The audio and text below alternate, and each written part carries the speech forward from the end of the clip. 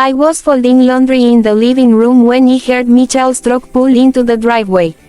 It was earlier than usual for a Saturday. The engine cut off and I waited for the familiar sound of his boots on the front steps. But there was only silence. Through the window I could see him sitting there in the driver's seat. Just sitting. His hands were still on the steering wheel and he was staring straight ahead at nothing in particular. I set down the towel I was folding and walked to the door. Something wasn't right. A mother knows these things. Even when your children are grown with families of their own, you can still feel it in your bones when something is troubling them. Michael, I called out gently as he stepped onto the porch. I looked up then and I saw it in his eyes. That same look he had when he was 7 years old and broke my grandmother's vase playing ball in the house. Fear mixed with shame mixed with the desperate hope that maybe somehow it would all be okay. "Hey Mom," I said climbing out of the truck. I tried to smile but it didn't reach his eyes. "Come inside, sweetheart. I just put on a fresh pot of coffee." We sat at the kitchen table like we had done 1,000 times before. This old oak table had seen every milestone of our family life. Birthday cakes and homework assignments. Thanksgiving dinners and quiet Tuesday night suppers. It had seen celebrations and heartbreaks and everything in between. I poured the coffee and waited. I had learned long ago that pushing doesn't help. Sometimes people need space to find their own words.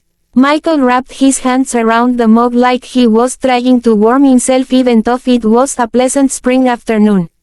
I took a sip, then another. Finally I looked up at me. "Mom, there's something I need to tell you.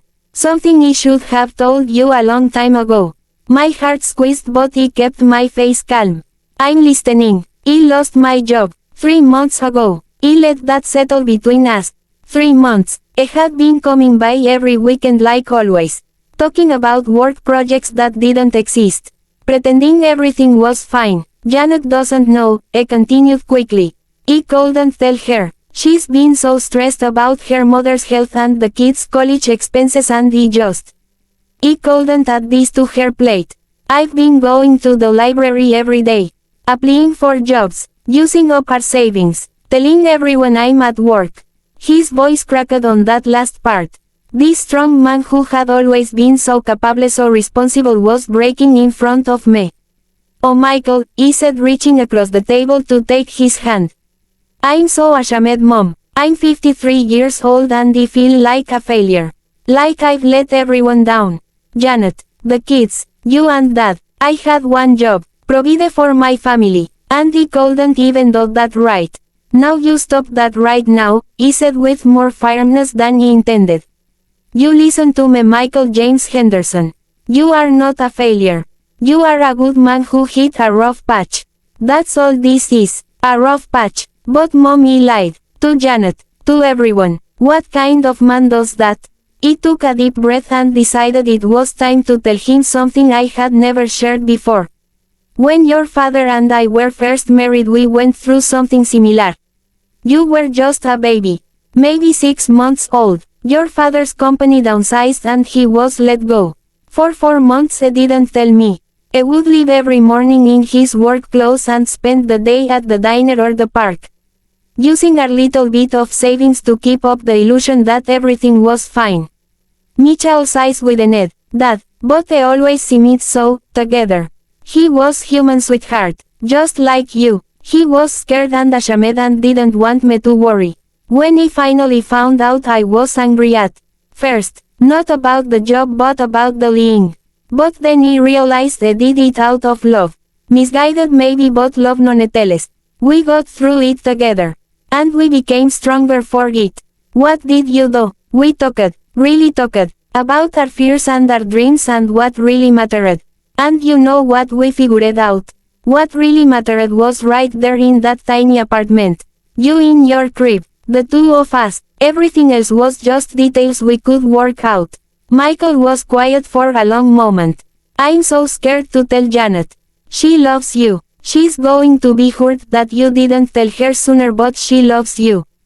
That's what marriage is. It's not about the good times when everything is easy. It's about the hard times when you have to choose to trust each other with the difficult truths. What if she's angry? Then she's angry. You apologize. You talk it through. You make a plan together. But you don't carry this alone anymore. That's not fair to her or to you. Nodded slowly, wiping his eyes with the back of his hand. When did you get so wise? Is Miled, somewhere between raising you kids and learning that life doesn't always go according to plan. And that's okay. Some of the best things that happened to us came from the detours. We sat there a while longer talking about practical things. His resume, contacts I could reach out to, how to approach the conversation with Janet. But mostly we just sat together in that comfortable silence that comes from years of love and trust. When I finally stood to leave, I hugged me tight. Thanks, Mom, for not judging me, for understanding. That's what I'm here for, sweetheart. Always. I watched him drive away and said a little prayer for him and Janet. For their conversation that evening. For the road ahead. 2 weeks later Michael called to tell me I had told Janet everything. She had cried. She had been angry. But then they had stayed up all night talking, really talking for the first time in months. They had made a plan together. She had even called some of her contacts and already had 2 promising leads for him. You were right, Mom, I said. About everything. I'm just glad you're not carrying this alone anymore. Me too, me too. As he hung up the phone, he thought about all the secrets we keep thinking we're protecting the people we love. But real love isn't about protecting each other from hard things. It's about facing them together. That's what I've learned in my 67 years.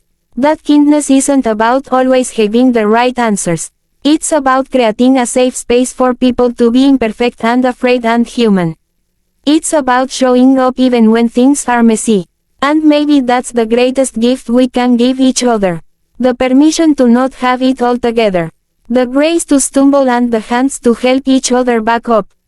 Because at the end of the day we're all just doing our best. And sometimes our best includes making mistakes and carrying burdens we shouldn't carry alone, and learning that asking for help isn't weakness. It's just love in its most honest form.